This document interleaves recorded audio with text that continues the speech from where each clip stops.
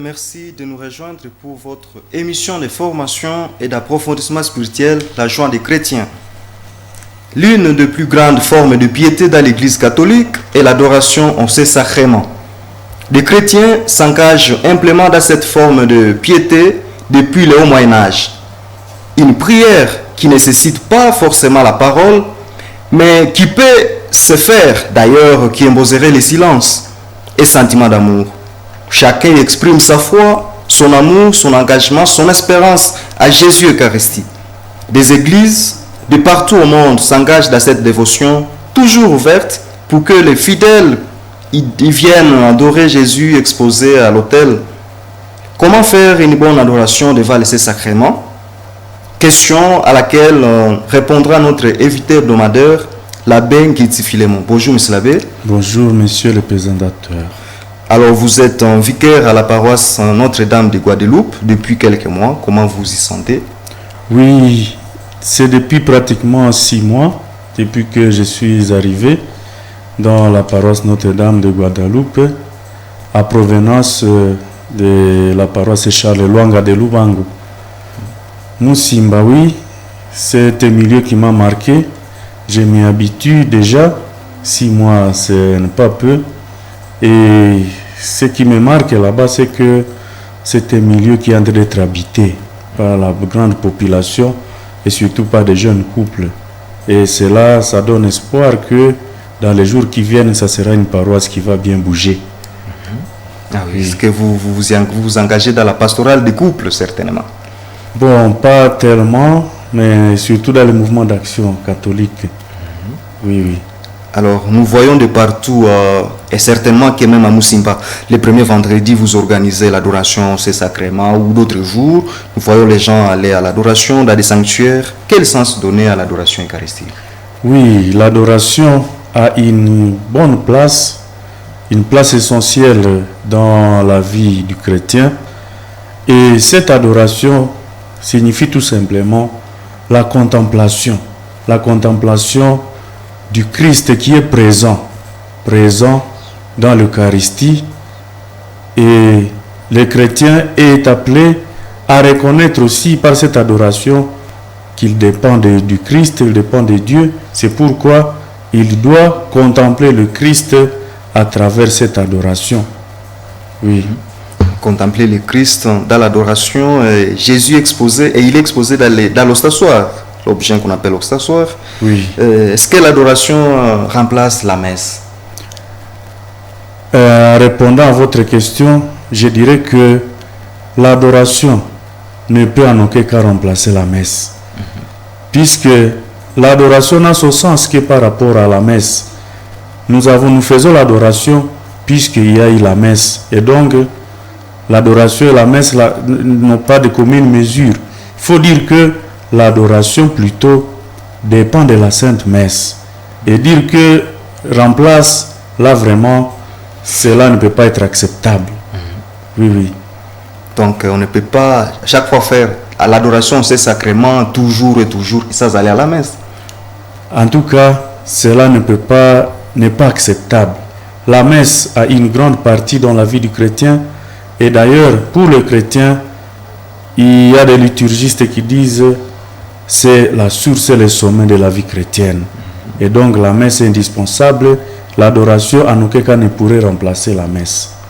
Alors, M. l'abbé, dites-nous, il y a Jésus exposé dans l'ostasoir à l'adoration eucharistique et aussi après la messe, voyons même pendant la consécration, on élève les pains et nous adorons les pains, l'hostie. Et même Jésus, l'Eucharistie qu'on amène au tabernacle, la Sainte Réserve. Oui. Quelle différence entre l'adoration à Jésus exposée dans l'ostasoir et Jésus comme Sainte Réserve, si on peut le dire? Oui, en fait, je dirais que Jésus qu'on adore dans l'ostasoir et celui qui est dans le tabernacle ou bien le reposoir, il est le même.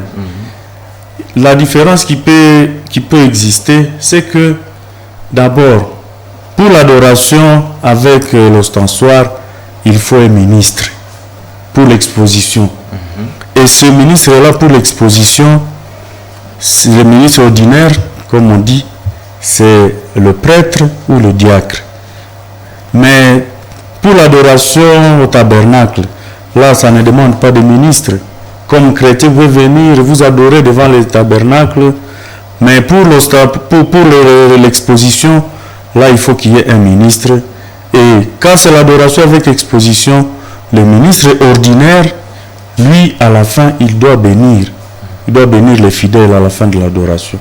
Ce qui n'est pas le cas pour l'adoration au tabernacle, puisque là, on n'a pas besoin de ministre. En soi, on est là, on parle à Jésus, on lui expose ses problèmes. Voilà. Alors, revenons un peu à l'origine de l'adoration ou de la dévotion au Saint-Sacrement. Qu'est-ce qui s'est passé pourvu qu'il y ait cette dévotion? En fait, la dévotion, l'adoration au Saint-Sacrement est à comprendre dans l'histoire. Au Moyen-Âge, au XIIIe siècle, les chrétiens, un moment, ont traversé une crise. Ils voulaient seulement avoir la foi au Christ qui est présent. Et alors, pour que les chrétiens adorent, il fallait développer cette pratique de l'adoration. Et les chrétiens, à ce moment-là, on avait constaté qu'ils communiaient peu. Donc, ils venaient communier moins nombreux.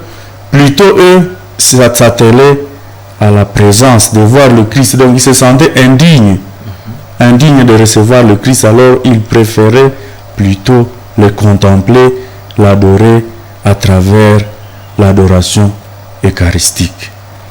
Voilà, donc c'est à comprendre dans l'histoire au Moyen-Âge, les chrétiens, eux visaient seulement la présence, mais accueillir, recevoir le Christ, ils étaient réticents, ils communiaient moins nombreux. Alors, pour leur permettre de rencontrer quand même le Christ, même s'ils ne l'ont pas reçu, il fallait cette pratique de l'adoration, c'est sacrément. Alors cela me pousse à vous poser la question, adorer Jésus dans l'Eucharistie, est-ce différent de le recevoir dans l'Eucharistie? Oui, je dirais oui. Ce sont des réalités différentes en fait. Adorer, le Saint-Sacrement, le recevoir.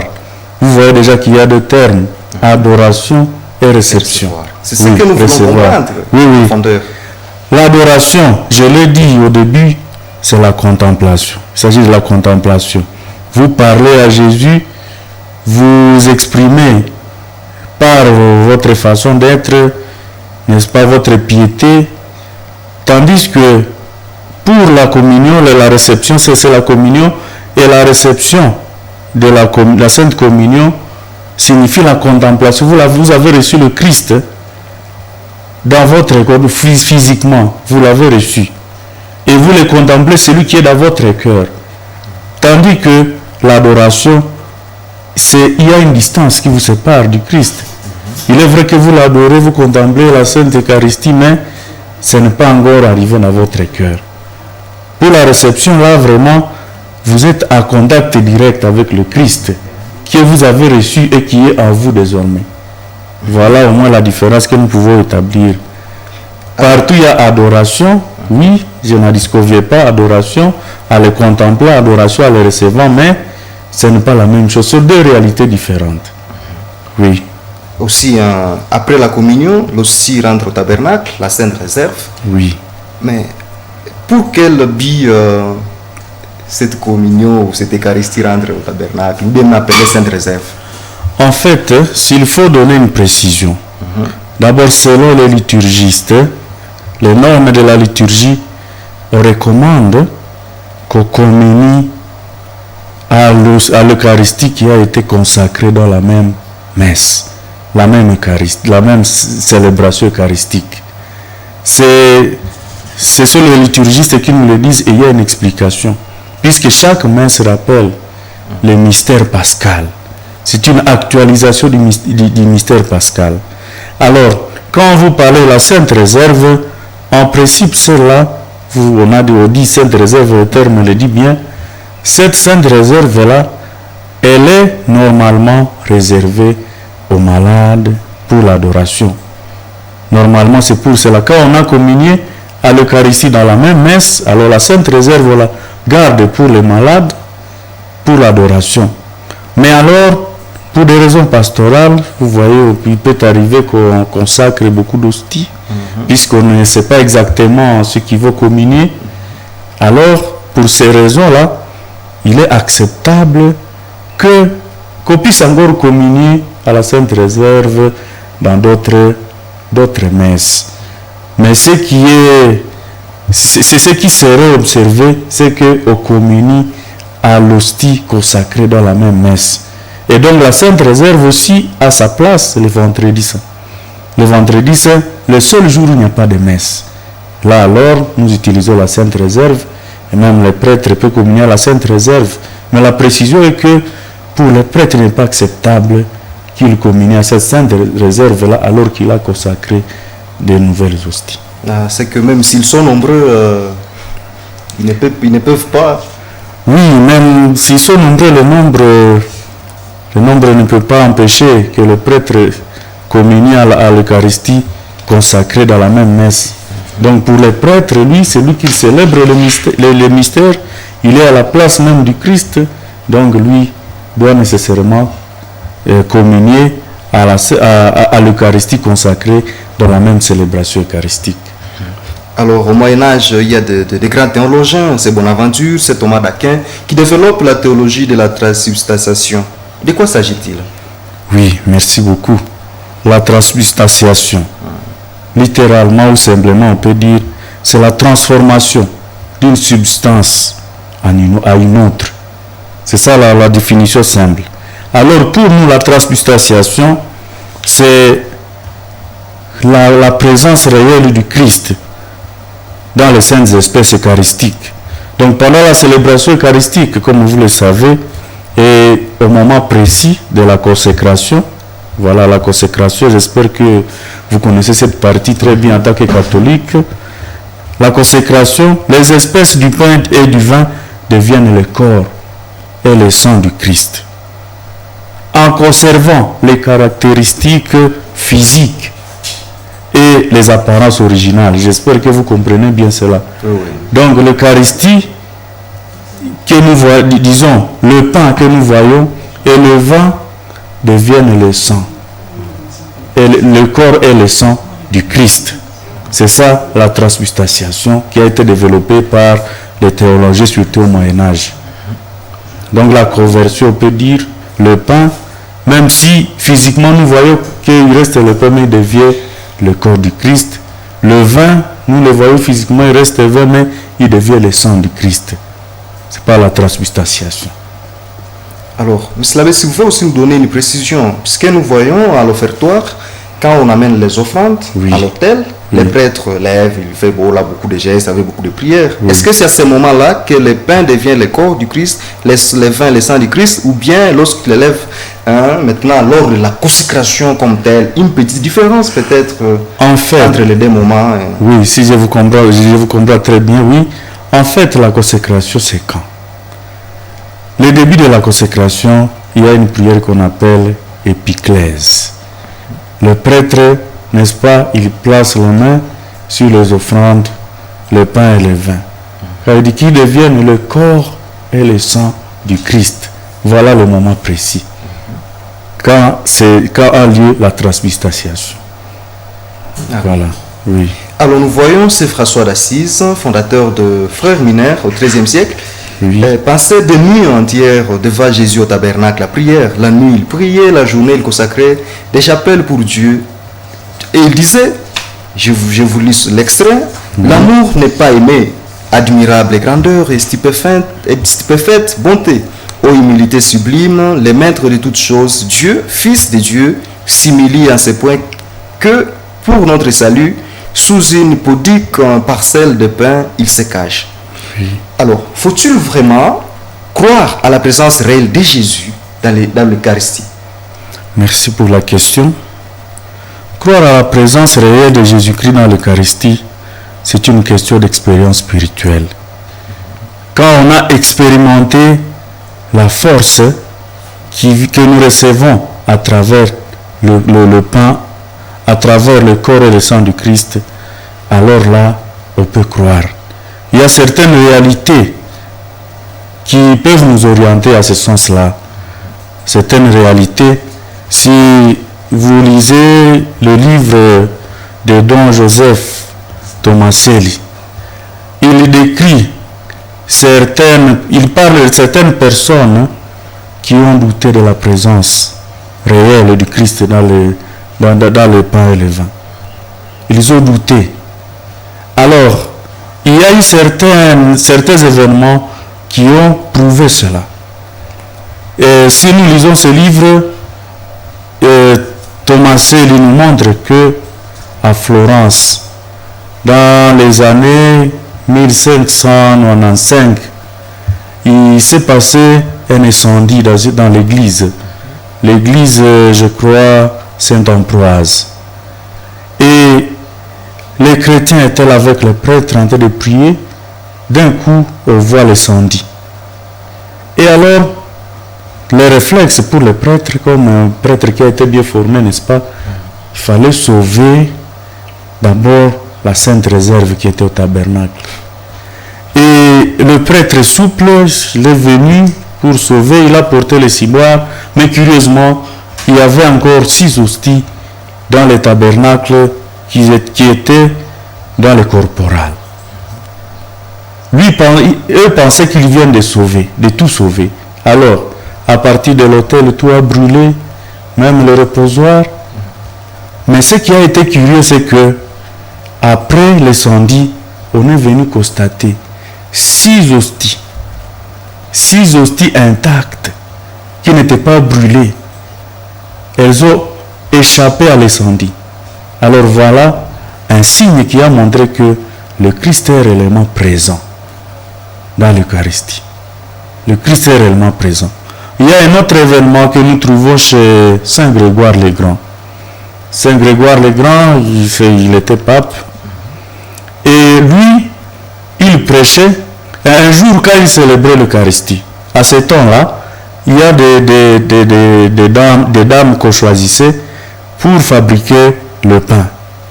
Le pain qui deviendrait le corps du Christ. Alors un jour, quand il célébrait la messe, une dame est venue communier en train de rire, en train de sourire. Alors, le pape était tellement marqué par cela, il a cherché cette dame-là. Donc il avait vu que c'était quand même sous forme de sacrilège.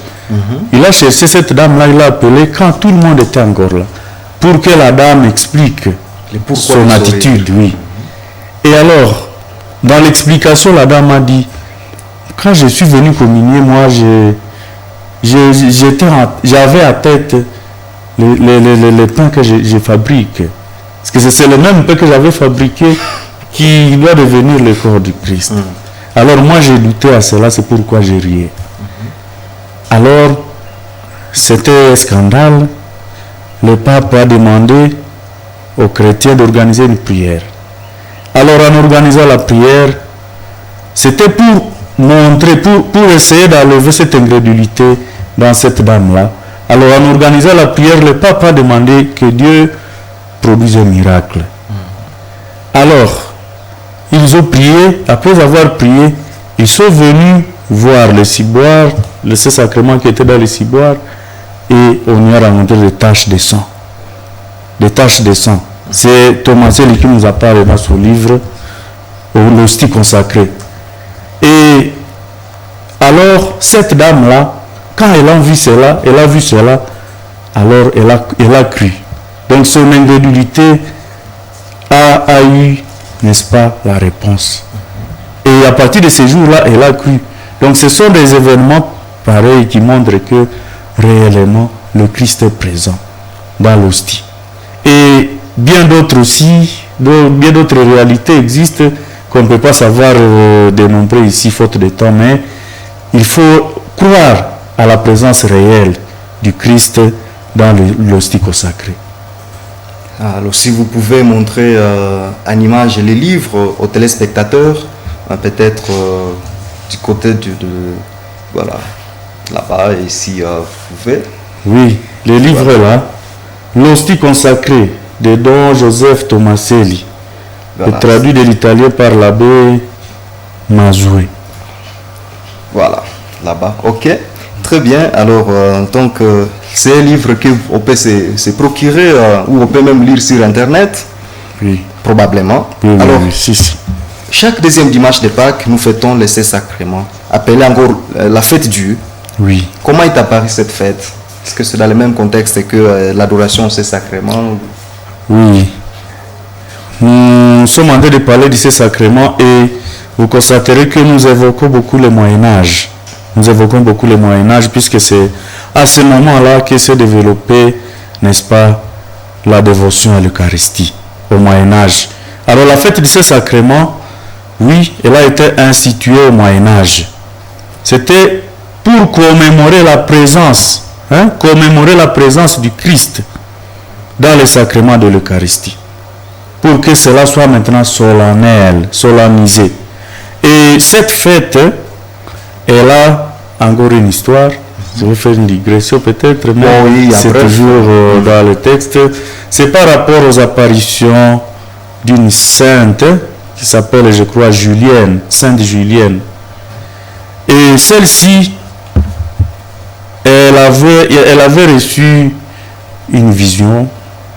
Et dans cette vision, elle avait vu la lune qui est éclatante. Et dans la lune, il y avait quelque chose de noir qui traversait.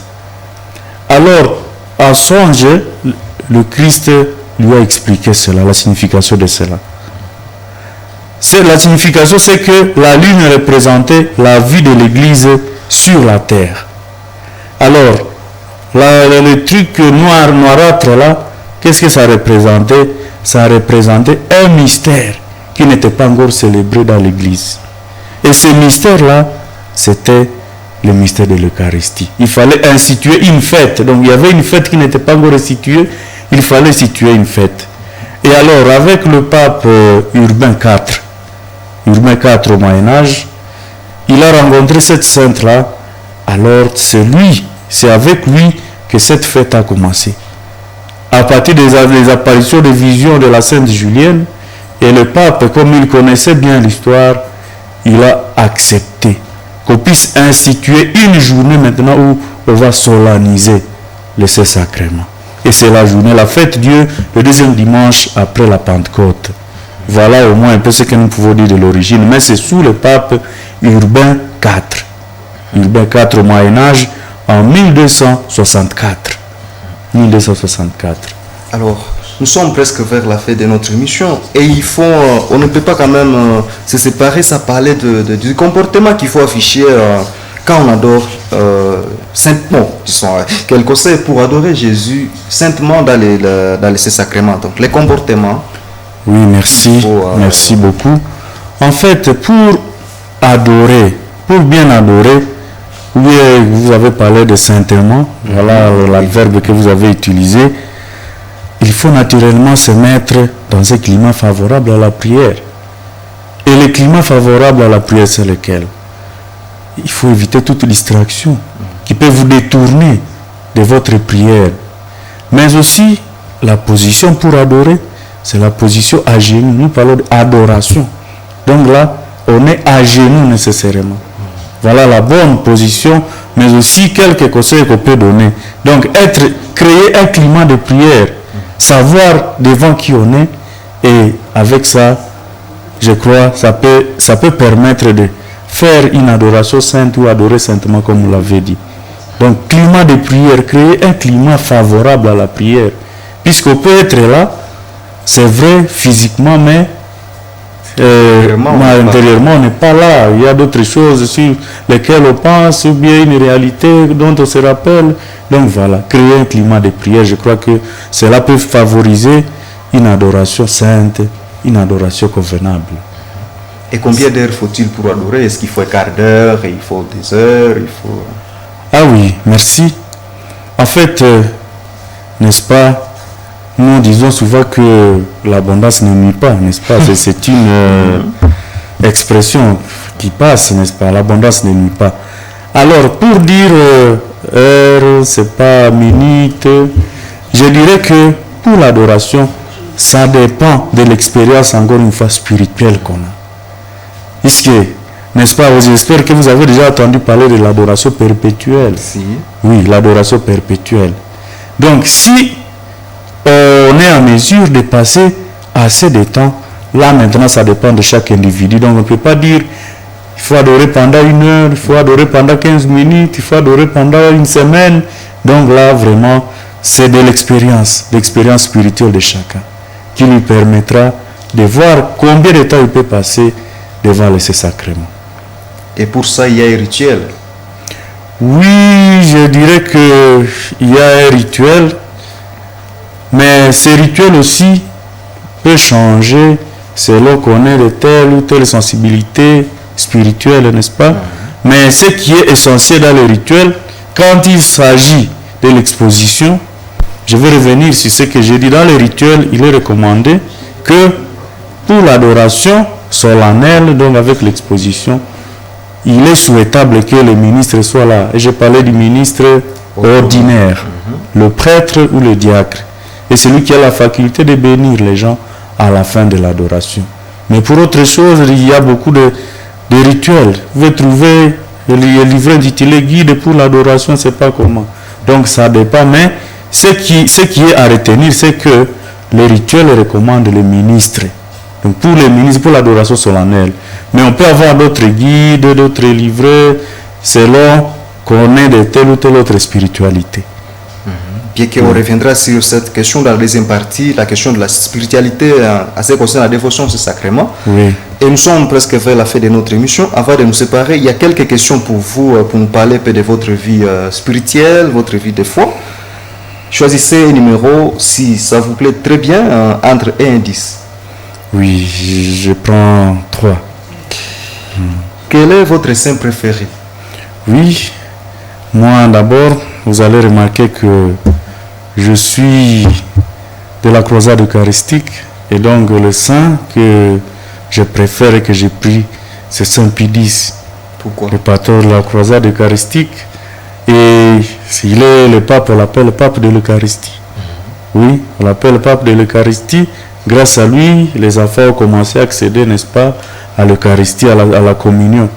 Alors moi, je le préfère, puisque d'abord, comme mon patron de mouvement, le mouvement dans lequel j'ai évolué, la croisade eucharistique, mais aussi par sa profondeur, la profondeur de ses écrits, la profondeur de son expérience pastorale, ce qu'il a montré comme pape.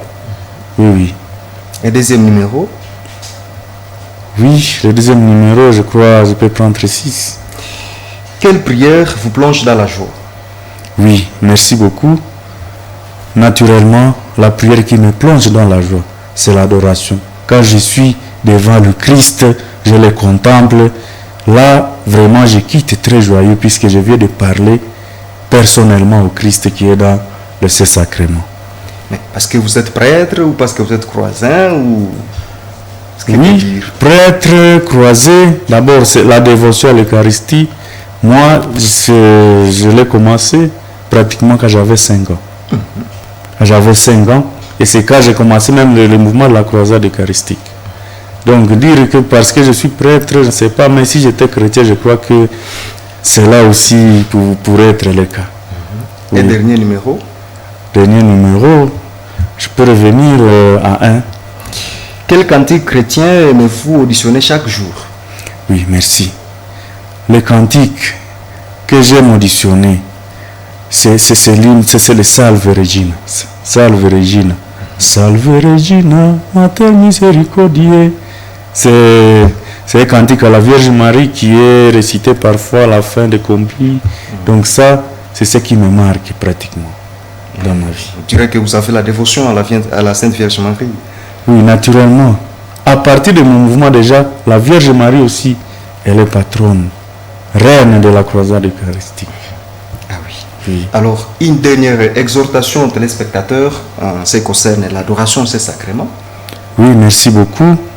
En fait, ce que je peux recommander ou exhorter, c'est d'aimer l'adoration de ces sacrements. Par cette pratique, il y a certaines grâces que nous recevons, certaines grâces qui nous aident. Parfois, nous trouvons la résolution à nos problèmes. Alors, pour ceux qui nous suivent maintenant, je leur demande d'embrasser cette pratique. 1 heure, 15 minutes, quelques secondes devant le sacrement, je crois que ça nous ferait du bien pour notre vie chrétienne. Ah oui, merci beaucoup, monsieur l'abbé. Merci, c'est moi qui vous remercie. Merci beaucoup. Merci infiniment, chers téléspectateurs de la Moto TV, pour votre fidélité. Merci à l'équipe réalisateur de cette émission. Nous vous proposons un prochain rendez-vous la semaine prochaine. Merci de nous avoir suivis. Au revoir. Merci.